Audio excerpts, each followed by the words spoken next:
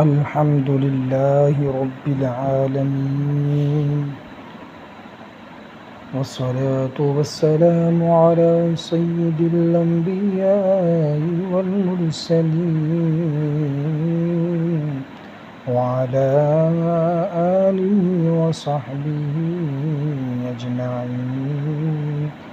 أما بعد، فأعوذ بالله من الشيطان الرجيم. بسم الله الرحمن الرحيم. لا تجد قوما يؤمنون بالله واليوم الآخر يوادون من حاد الله ورسوله ولو كانوا آباءهم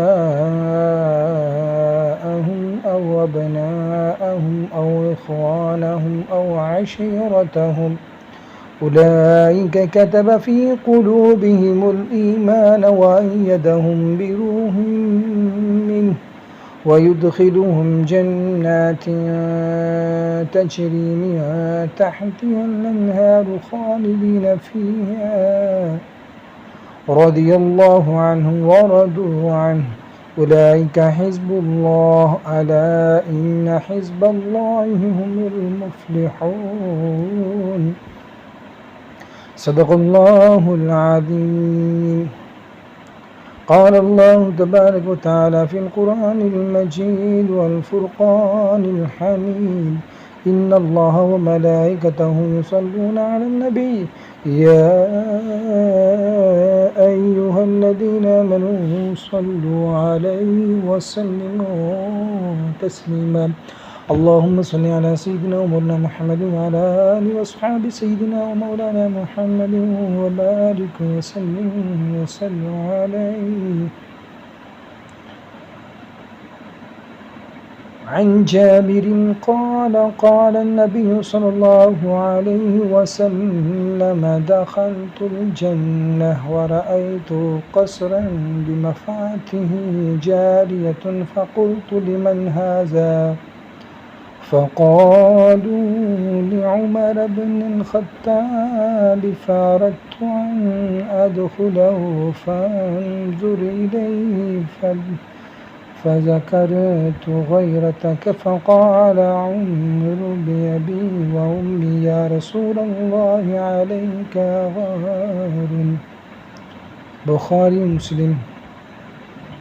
سامعین کرام، آج ہم خلیفہ دوم حضرت سیدنا عمر بن خطاب رضی اللہ تعالیٰ عنہ کا تذکرہ کریں گے، کیونکہ قرآن مجید میں اللہ تبارک و تعالیٰ نے صبح قیامت تک کے مسلمانوں کے لیے صحابہ کرام کو مثال بنا کر پیش فرمایا کہ آمنو کما آمن الناس، ایمان لاؤ جیسا کہ لوگ ایمان لائے، اور ایک مقام پر فرمایا فَإِنْ آمَنُوا بِمِثْلِ مَا آمَنْتُمْ بِهِ فَقَدِ اهْتَدَوْا، اگر وہ تمہاری طرح ایمان لائے تو ہدایت پائیں گے۔ جب اللہ تبارک و تعالیٰ نے نبی کریم صلی اللہ علیہ وسلم کے دست اقدس پر ایمان لانے والے مخلص مومن کو مثال اور نمونہ بنایا ہے، تو ہم ایمان والوں کو ہدایت پر قائم رہنے کے لیے ان مقدس ہستیوں کے ایمان، عمل اور اخلاق کو ان کی سیرت کی روشنی میں دیکھنا اور اس کی پیروی کرنا ضروری ہے۔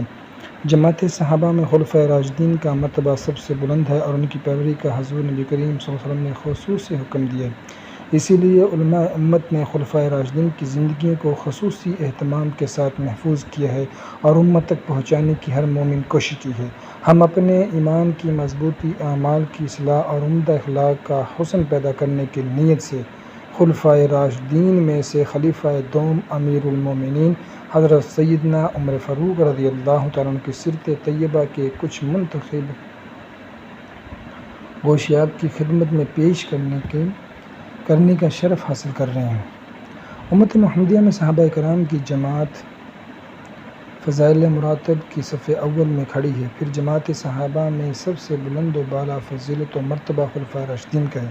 پھر خلفائے راشدین میں افضل البشر حضرت سیدنا ابوبکر صدیق رضی اللہ تعالیٰ عنہ کے بعد حضرت سیدنا عمر بن خطاب رضی اللہ تعالیٰ عنہ افضل و اعلیٰ مقام و مرتبہ پر فائز ہیں۔ آپ سابقین اول میں سے ہیں، یعنی شروع میں اسلام قبول کرنے والے ہیں۔ مہاجرین میں سے ہیں، یعنی اسلام کی خاطر مکہ مکرمہ چھوڑ کر مدینہ منورہ کی طرف ہجرت فرمائی۔ بدری صحابی ہیں، یعنی اسلام کی عظیم جنگ جو انتہائی بے سر و سامانی اور قلت و تعداد کے باوجود جنگی ساز و سامان سے لیس اپنے سے 3 گنا بڑے لشکر سے لڑنی پڑی، جس میں شامل ہونا دراصل جان قربان کرنا تھا، اور جس میں شامل ہونے والوں کی جنت کی بشارت دی گئی جو بدر کے مقام پر لڑی گئی۔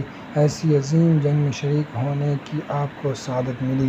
آپ رضی اللہ عنہ کا شمار اصحاب بیت الرضوان میں ہے، یعنی وہ صحابہ جنہوں نے حضور صلی اللہ علیہ وسلم کے دست اقدس پر حدیبیہ کے مقام پر جوش و جہاد میں اسلام کی خاطر آخری سانس تک لڑنے اور جان دینے کی بیعت کی تھی، جن کو قرآن میں رضا الہی کی بشارت دی گئی ہے۔ حضرت سیدنا عمر فاروق رضی اللہ تعالیٰ عنہ کو حضرت ابوبکر صدیق رضی اللہ تعالیٰ عنہ کے بعد حضور اکرم صلی اللہ علیہ وسلم کے دوسرے خلیفہ بننے کا شرف ملا۔ آخر میں بشارت نبوی کے مطابق آپ کو شہادت بھی نصیب ہوئی۔ سامعین کرام، ہمارے آقا صلی اللہ علیہ وسلم نے حضرت عمر فاروق رضی اللہ عنہ کے بارے میں بیان فرمایا، عن ابی ہریرہ قال قال رسول اللہ صلی اللہ علیہ وسلم لقد كان فيما قبلكم من الامم محدثون فإن يكن احد في امتی فإنه عمر۔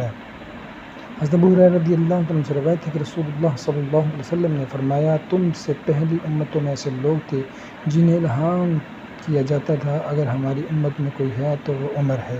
سامعین کرام، اس حدیث میں حضور صلی اللہ علیہ وسلم نے حضرت عمر فاروق رضی اللہ عنہ کو محدث فرمایا، یعنی ایسی ہستی جن کے دل میں من جانب اللہ پہلے ہی ایک بات ڈال دی جاتی ہے اور وہ بات بعد میں درست ثابت ہوتی ہے۔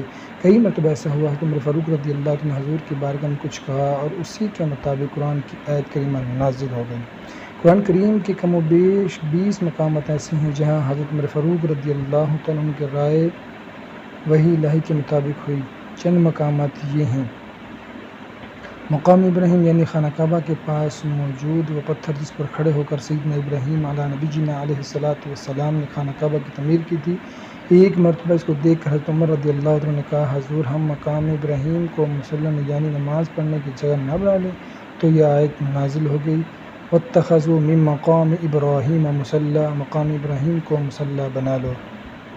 نازل ہونے سے پہلے ہی حضرت عمر رضی اللہ عنہ نے حضور اقدس صلی اللہ علیہ وسلم سے عرض کی، یا رسول اللہ، آپ کے ازواج محترمات کے سامنے ہر قسم کے لوگ آتے ہیں، آپ ازواج کو پردے کا حکم دیں۔ تو یہ آیت نازل ہوئی، وَإِذَا سَأَلْتُمُوهُنَّ مَتَاعًا فَاسْأَلُوهُنَّ مِنْ وَرَاءِ حِجَابٍ، جب تم ان سے کوئی چیز مانگو تو پردے کی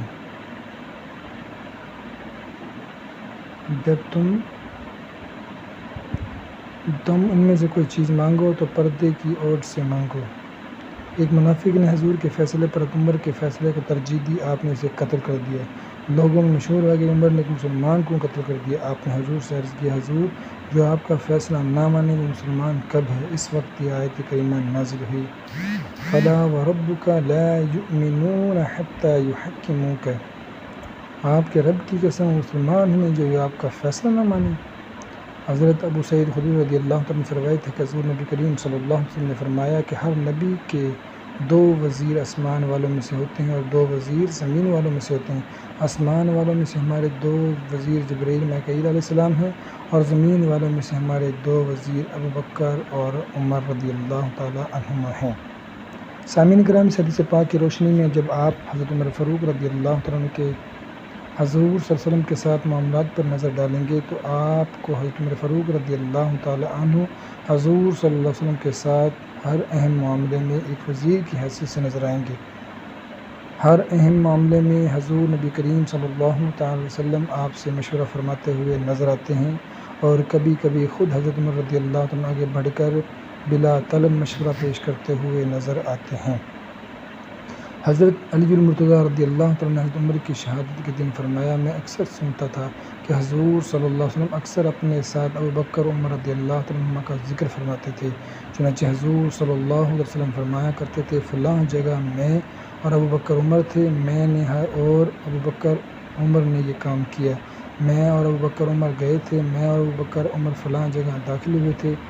ایک مرتبہ حضور کی بارگاہ میں گائیگی انسانوں کی طرف بات کرنے کا ذکر ہوا تو حضور صلی اللہ علیہ وسلم نے فرمایا کہ میں اور ابوبکر عمر اس واقعے کو مانتے ہیں، حالانکہ اس وقت آپ دونوں وہاں موجود نہیں تھے۔ ان حدیثوں سے اندازہ کر سکتے ہیں کہ حضرت عمر فاروق رضی اللہ تعالیٰ عنہ کو حضور صلی اللہ علیہ وسلم کی بارگاہ میں کتنا قرب حاصل تھا۔ حضرت جابر رضی اللہ عنہ سے روایت ہے کہ نبی کریم صلی اللہ علیہ وسلم نے فرمایا، میں جنت میں داخل ہوا، میں نے ایک محل دیکھا، اس کے صحن میں ایک جوان عورت ہے۔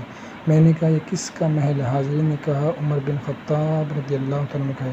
میں نے ارادہ کہ اس محل میں داخل ہو کر محل دیکھوں، پھر مجھے تمہاری غیرت یاد آ گئی۔ حضرت عمر نے کہا، میرے ماں باپ آپ پر فدا ہوں، یا رسول اللہ صلی اللہ علیہ وسلم، کیا میں آپ پر غیرت کروں گا؟ انبیاء کرام علیہ السلام کا خواب بھی وحی الہی ہوتا ہے، اور اس خواب میں حضرت عمر فاروق رضی اللہ عنہ کو کتنا عظیم مقام و مرتبہ ظاہر کیا گیا۔ آپ کے لیے جنت میں بھی محل تیار ہو چکا ہے، یعنی آپ کے جنتی ہونے کی بھی بشارت دی جا چکی ہے، اور جنت میں بلند و درجے کی بھی بشارت دی جا رہی ہے، اور ساتھ ہی ساتھ حضور اکرم صلی اللہ علیہ وسلم خود حضرت عمر فاروق رضی اللہ عنہ کا کتنا لحاظ فرماتے ہیں، یہ بھی ظاہر ہو رہا ہے۔ برادران اسلام، حضرت عمر فاروق رضی اللہ عنہ عام الفیل کے 13 سال بعد پیدا ہوئے، یعنی حضور اکرم صلی اللہ علیہ وسلم سے 13 سال چھوٹے تھے۔ آپ کا تعلق قبیلہ قریش کے مشہور شاخ بنو عدی سے تھا۔ عدی خاندان قریش کے ان 10 افراد میں سے ہے جو اپنے کارناموں کی وجہ سے نامور ہوئے۔ قریش کا سفارتی عہدہ آپ ہی کے قبیلے میں تھا۔ آپ خطاب کے بیٹے تھے، اور آپ کی پیدائش پر قبیلے میں خوشی کی لہر دوڑ گئی تھی۔ جس وقت ہمارے پیارے آقا صلی اللہ علیہ وسلم نے اہل مکہ کو اسلام کی دعوت دی، اس وقت آپ کی عمر 27 سال تھی۔ اس وقت تک آپ عرب کے معیار کمال کے مطابق گھڑ سوار، شمشیر زنی، نیزہ بازی، پہلوانی میں پختہ ہو چکے تھے۔ ملک شام، ملک یمن کے سفر کے ذریعے تجارت کا تجربہ حاصل کر چکے تھے۔ آپ رضی اللہ تعالیٰ انتہائی دلیر، بے باک اور بہادر تھے، جو مانتے دل سے پختگی سے مانتے اور ان کا دفاع کرتے، اور جن نظریات و خیالات کو نہ ماننے اعلان نہ مانتے اور ان کا رد فرماتے۔ منافقانہ، بزدلانہ صفات سے آپ کو نفرت تھی۔ آپ کو زور بیانی، معاملہ فہمی، اصابت رائے، قوت فیصلہ، رعب، دبدبہ، انصاف پسندی اور رحم دلی مکہ میں مشہور مسلم تھی۔ آپ رضی اللہ تعالیٰ عنہ قریش کے تجارتی اور سیاسی انتظامی نظام سے مطمئن تھے، اور اس نظام میں عہدہ سفارت کی شکل میں آپ کے قبیلے کی نمایاں حیثیت تھی۔ حضرت عمر فاروق رضی اللہ تعالیٰ عنہ اس وقت اس نظام کی حامی تھے، اور اس میں کسی طرح کے خلل کو فساد تصور کرتے تھے۔ یہی وجہ ہے کہ جب ہمارے پیارے آقا صلی اللہ علیہ وسلم نے اعلان نبوت فرمایا اور مکہ مکرمہ میں اسلامی دعوت کا آغاز فرمایا، تو قریش نے اس دعوت کی پرزور مخالفت کی، کیونکہ اسلام کی دعوت عام ہوتی تو ان کا موجودہ نظام ختم ہو جاتا اور اسلام کی بالادستی قائم ہو جاتی۔ چنانچہ اہل مکہ نے ابتدا میں اسلام قبول کرنے والوں پر بے پناہ مظالم ڈھائے۔ حضرت عمر فاروق رضی اللہ عنہ نے بھی اس وقت اسلامی دعوت کو موجودہ نظام سے بغاوت سمجھ کر مسلمانوں پر سختی کی، مگر اللہ رب العالمین کو کچھ اور ہی منظور تھا۔ کچھ ایسی باتیں پیدا ہو گئی جن کی وجہ سے حضرت عمر فاروق رضی اللہ تعالیٰ عنہ کے دل و دماغ پر ضرب لگی، پھر آپ کی فکر بھی بدلی اور دل کی دنیا بھی بدل گئی، اور آپ نے اسلام کو قبول کیا۔ سامعین کرام، وہ باتیں یہ تھی کہ ہمارے آقا صلی اللہ علیہ وسلم نے اہل مکہ کو توحید کی دعوت دی تھی، اور عمر فاروق رضی اللہ عنہ خاندان میں کچھ توحید پرست پہلے سے موجود تھے، اس لیے آپ توحید کی بات پہلے بھی سن چکے تھے، اور ایک ہی بات بار بار سننے سے آدمی اس بات پر غور و فکر کرنے لگ جاتا ہے، اور حضرت عمر فاروق رضی اللہ عنہ بغیر سوچے سمجھے کسی بھی چیز کی حمایت یا مخالفت نہیں فرماتے تھے، بلکہ کسی بھی معاملے کے تمام مثبت و منفی گوشوں پر غور و فکر کر کے اپنی ایک رائے قائم کرتے تھے۔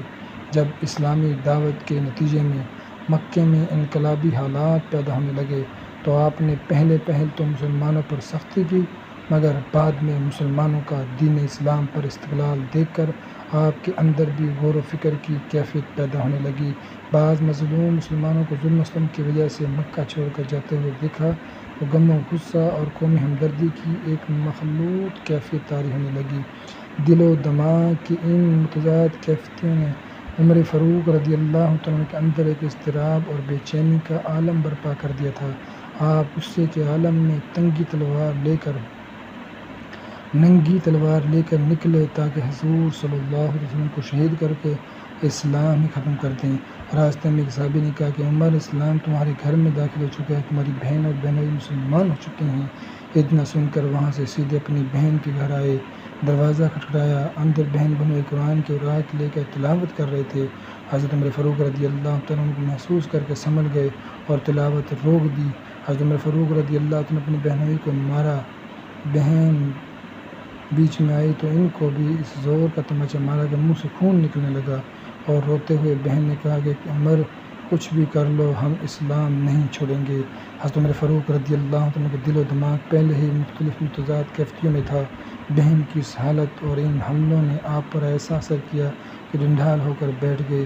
قرآن کے اوراق سامنے تھے، کچھ آیتیں پڑھیں، ادھر نبی نے آپ کی ہدایت کے لیے دعا فرما دی تھی۔ اللہ رب العالمین کے کلام نے اور نبی رحمت العالمین کی دعا نے حضرت عمر فاروق رضی اللہ تعالیٰ عنہ کا سینہ کھول دیا، عقل کے دریچے واہ ہو گئے اور آپ کے دل و دماغ کی متضاد کیفیتیں کافور ہو گئیں۔ سارا فلسفہ سمجھ میں آ گیا اور اپنی بہن سے کہا، کیا قریش اس دن سے بھاگ رہے تھے؟ وہاں سے اٹھ کر سیدھے حضور صلی اللہ علیہ وسلم کی بارگاہ میں آئے اور کلمہ پڑھ کر مسلمان ہو گئے۔ اس وقت حضور اکرم صلی اللہ علیہ وسلم صحابہ کرام کے ساتھ دارالارقم میں تشریف فرما تھے۔ حضور اقدس صلی اللہ علیہ وسلم کے چچا حضرت حمزہ رضی اللہ تعالیٰ عنہ بھی ایمان لا چکے تھے، وہ بھی وہاں موجود تھے۔ حضرت عمر بن خطاب رضی اللہ تعالیٰ عنہ کے قبول اسلام سے سب حاضرین بے حد خوش ہوئے اور نعرہ تکبیر کی صدائیں بلند ہوئیں۔ اس وقت تک مسلمان چھپ کر عبادت کرتے تھے۔ آپ نے کہا کہ یا رسول اللہ صلی اللہ علیہ وسلم، جب ہم حق پر ہیں تو کیوں چھپ کر رہیں؟ العنان کعبہ کے صحن میں رب کعبہ کی بات کریں گے۔ وہاں سے صحابہ کرام دو قطار بنا کر نکلے، ایک قطار حضرت عمر فاروق رضی اللہ تعالیٰ عنہ کے پیچھے تھی اور دوسری حضرت امیر حمزہ رضی اللہ تعالیٰ عنہ کے پیچھے تھی، اور حضور صلی اللہ علیہ وسلم سب سے آگے قیادت فرما رہے تھے۔ اس شان کے ساتھ العنان کعبے کے صحن میں عبادت ہوئی۔ حضرت عمر فاروق رضی اللہ تعالیٰ عنہ کھلم کھلا اپنے اسلام کا اعلان فرماتے، آپ جیسے معزز صاحب منصب، تجربہ کار، دانشور اور بہادر شخصیت کا اسلام قبول کرنا مکہ میں کوئی معمولی واقعہ نہ تھا۔ اس سے جہاں مسلمانوں کو طاقت و قوت ملی، وہیں پر کئی ایک مشرکین کو اپنے آبائی دین بت پرستی کے حوالے سے نظر ثانی کا ذہن ملا۔ ساتھ ہی ساتھ اس واقعے سے متاثر ہو کر مشرکین مکہ نے معظم ہو کر اسلام پر روک لگانے کے لیے مسلمانوں کا بائیکاٹ کر دیا تاکہ کسی کو اسلام قبول کرنے کی ہمت ہی نہ ہو، اور جو مسلمان ہوئے وہ بھی اسلام کو چھوڑ دیں۔ حضرت عمر فاروق رضی اللہ عنہ نے بھی اسلام لانے کی وجہ سے مشرکین مکہ کی زیادتیوں کا سامنا کیا۔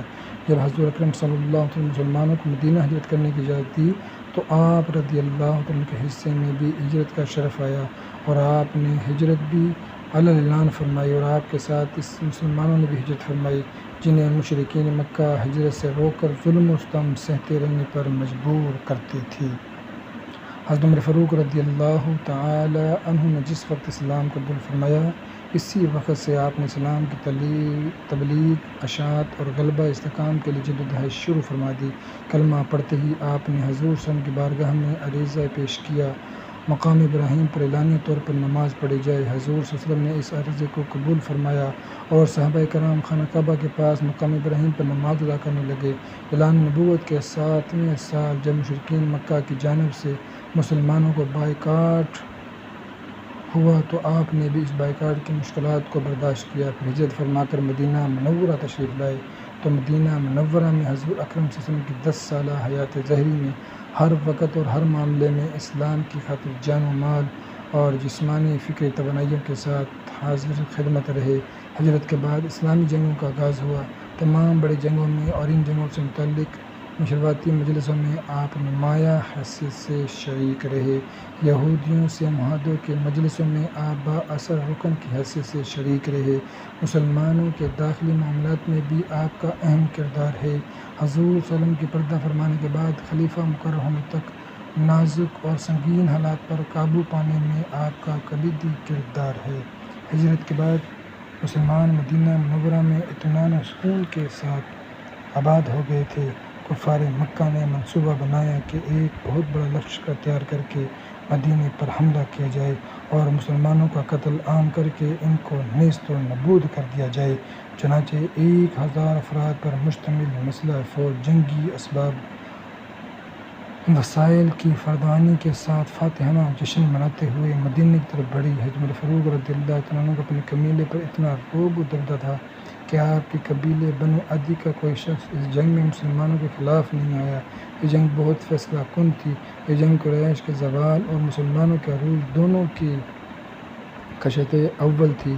اس جنگ میں حضرت عمر فاروق رضی اللہ تعالیٰ عنہ اپنے متعلقین کے ساتھ بڑے جوش و خروش کے ساتھ حاضر تھے۔ سب سے پہلے آپ کے غلام ہی کو شرف و شہادت ملا جب مسلمانوں کو فتح ہوئی اور 70 کفار قریش مارے گئے اور 70 لوگ گرفتار ہوئے، تو حضور صلی اللہ علیہ وسلم نے ان کے بارے میں مشورہ فرمایا تو حضرت عمر فاروق رضی اللہ عنہ نے فرمایا کہ یہ سب دشمنان اسلام ہے، سب کو قتل کر دیجیے۔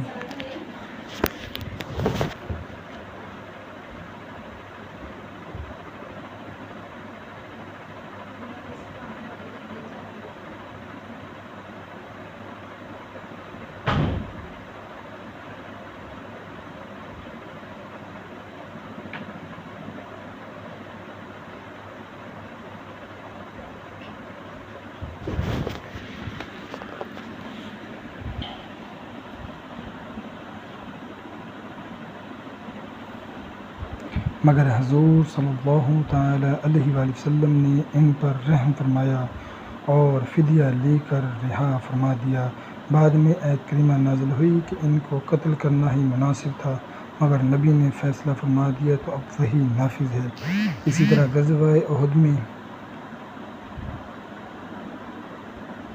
آپ کا نمایاں ذکر ہے۔ جنگ ختم ہونے کے بعد جس وقت حضور صلی اللہ علیہ وسلم چند صحابہ کرام کے ساتھ پہاڑی پر تشریف فرما تھے اور ابو سفیان فاتحانہ جوش و جذبے سے آ کر پوچھ رہے تھے کہ محمد صلی اللہ علیہ وسلم، ابوبکر، عمر رضی اللہ تعالیٰ عنہما کیا یہ سب زندہ ہیں؟ پھر بلند آواز سے کہہ کر بت کا نام بلند کیا تو حضور صلی اللہ علیہ وسلم نے اس کا جواب دینے کے لیے حضرت عمر فاروق رضی اللہ تعالیٰ عنہ کو حکم دیا۔ آپ نے جواب میں اللہ کی صدا بلند کی۔ 5 ہجری میں پیش آنے والے جنگ خندق میں مسلمانوں کے لیے بڑی خطرناک جنگ تھی، جس میں خیبر کے یہود، مکہ کے قریش اور عرب کے دیگر جنگ و قبائل سب متحد ہو کر مدینہ پر حملہ کرنے کے لیے آئے تھے، جس کے بارے میں قرآن مجید میں فرمایا گیا، جب مسلمانوں نے اس لشکر کو دیکھا تو ان کی آنکھیں پھٹی کی پھٹی رہ گئی اور دل حلق کو آ گئے تھے اور طرح طرح کے خیالات آنے لگے۔ اس جگہ ایمان والوں کو آزمایا گیا اور انہیں جھنجھوڑ کر رکھ دیا گیا۔ اس جنگ میں بھی حضرت عمر فاروق رضی اللہ تعالیٰ عنہ خندق کے ایک حصے پر کفار کو روکنے کے لیے مقرر تھے۔ صلح حدیبیہ میں آپ کا کردار نمایاں ہے۔ حضور اکرم صلی اللہ علیہ وسلم 1400 صحابہ کرام کے ساتھ عمرے کی نیت سے مکہ مکرمہ تشریف لے گئے۔ کفار قریش نے عمرہ ادا کرنے سے روک دیا اور پہلے جنگ کا ارادہ ظاہر کیا، پھر بعد میں کچھ شرائط کے ساتھ صلح کرنے کو تیار ہو گئے۔ بظاہر یہ شرائط مسلمانوں کے خلاف تھی، حضور صلی اللہ علیہ وسلم نے منظور فرما لیا۔ اس وقت حضرت عمر فاروق رضی اللہ تعالیٰ عنہ باہر رسالت میں حاضر ہو کر پرزور انداز میں عرض کرتے ہیں کہ یا رسول اللہ، ہم دب کر ایسی صلح کیوں کریں، ہم جنگ کریں گے، مگر حضور صلی اللہ علیہ وسلم نے صلح کو ہی ترجیح دی۔ اسی طرح فتح مکہ، غزوہ حنین، غزوہ طائف، غزوہ تبوک میں بھی آپ کی شرکت اور دین اسلام کی سربلندی کے لیے آپ کی قربانیاں ہیں۔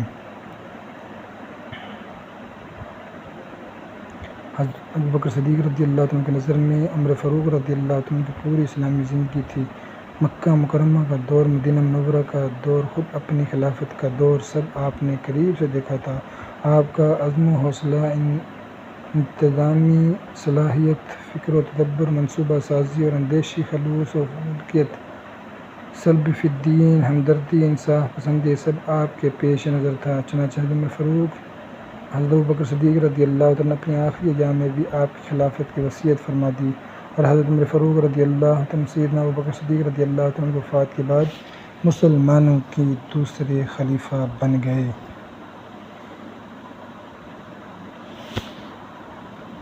حضرت عمر فاروق رضی اللہ عنہ عشرہ مبشرہ میں سے ہیں۔ نبی کریم صلی اللہ علیہ وسلم نے آپ کو جنت کی بشارت عطا فرما دی، مگر اللہ والوں کا مقصد صرف جنت نہیں ہوتی، بلکہ وہ ایسی زندگی گزارنا چاہتے ہیں جو اللہ عز و جل اور اس کے رسول صلی اللہ علیہ وسلم کو پسند ہو۔ ان کی زندگی میں بے انتہا خوف خدا ہوتا ہے، وہ آخرت میں اللہ کی پکڑ سے ڈرتے ہیں، وہ عبادت و ریاضت کے عادی ہوتے ہیں، اللہ رسول کی نافرمانی سے انہیں نفرت ہوتی ہے۔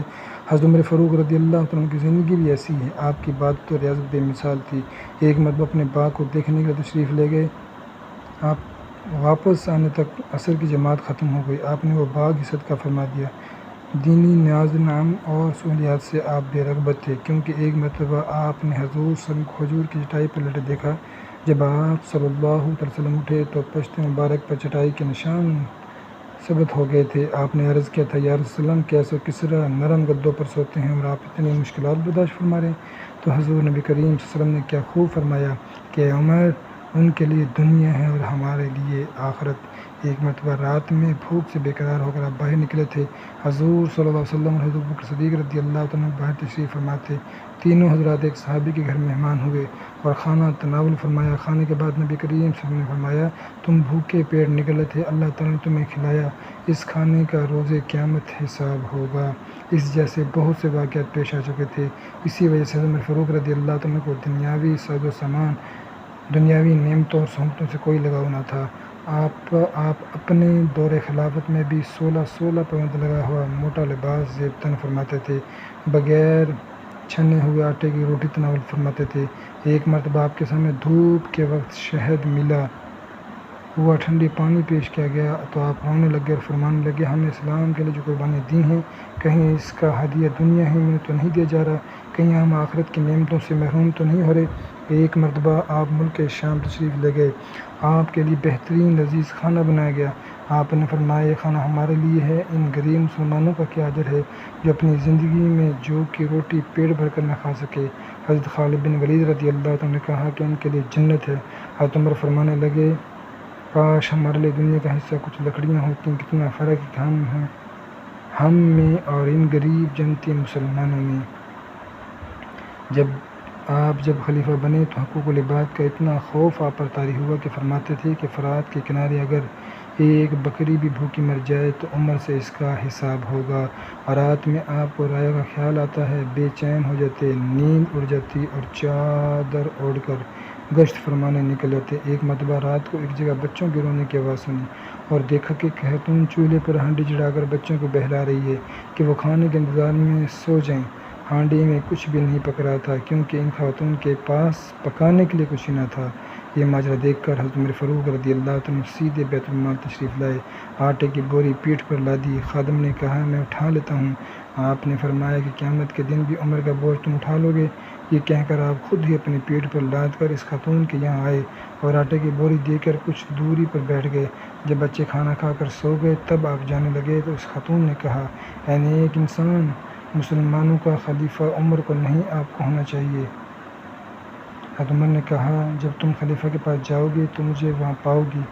خلفائے راشدین اور اسلامی نظام اخلاف منصفہ علامہ محمد احمد مصباحی صاحب قبلہ اس طرح کے بہت سے واقعات جن سے بخوبی معلوم ہوتے ہیں کہ حقوق اللہ کے ساتھ ساتھ آپ کو حقوق العباد کا کتنا خیال تھا۔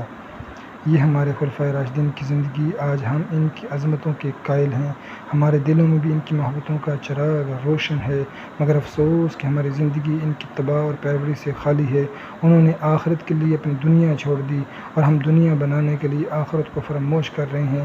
وہ اللہ تعالیٰ کی کامل بندگی کے باوجود اللہ سے، اس کی پکڑ سے، اس کے عذاب سے ڈرتے ہیں، اور ہم اللہ کی نافرمانی میں ڈوبے ہوئے ہیں، مگر نہ اللہ کا ڈر، نہ حساب و کتاب کا خوف، نہ عذاب و جہنم سے بچنے کی کوشش۔ سامعین کرام، حضرت سیدنا ابو عمر فاروق رضی اللہ عنہ کا دور خلافت اسلام کی طلیب و اشاعت اور اسلامی حکومت کی مضبوطی استحکام کا دور تھا۔ بڑی تیزی سے اسلام پھیل رہا تھا۔ نظام فاروقی کو دیکھ کر اسلامی سرحدوں سے منسلک ممالک کے عوام بھی خواہش کر رہے تھے کہ ہمارے پاس بھی مسلمانوں کی حکومت آئے اور ہمیں بھی امن و امان، عدل و مساوات اور انسانی حقوق نصیب ہوں۔ دشمنان اسلام کو اسلام کی عالمگیر مقبولیت برداشت نہ ہوئی اور انہوں نے خلیفہ مسلمین کو قتل کرنے کا منصوبہ بنا لیا، اور ایک مجوسی غلام کے ذریعے قاتلانہ حملہ ہوا اور حضور اکرم صلی اللہ علیہ وسلم کی بشارت کے مطابق آپ نے شہادت فرمائی۔ اللہ تعالیٰ سے دعا ہے جو ہم نے آج بیان میں سنا ہے اس پر ہم سب کو عمل کرنے کی توفیق عطا فرمائے، اور صحابہ کرام کی خصوص بالخصوص حضرت عمر فاروق، خلفائے راشدین میں جتنے بھی صحابہ کرام، سب کی سیرت کو سن کر، پڑھ کر، ان کی سیرت پر سنتے ہوئے عمل کرنے کی توفیق عطا فرمائے۔ آمین بجاہ النبی الامین صلی اللہ تعالی علیہ وآلہ وسلم۔ الحمد للہ رب العالمین.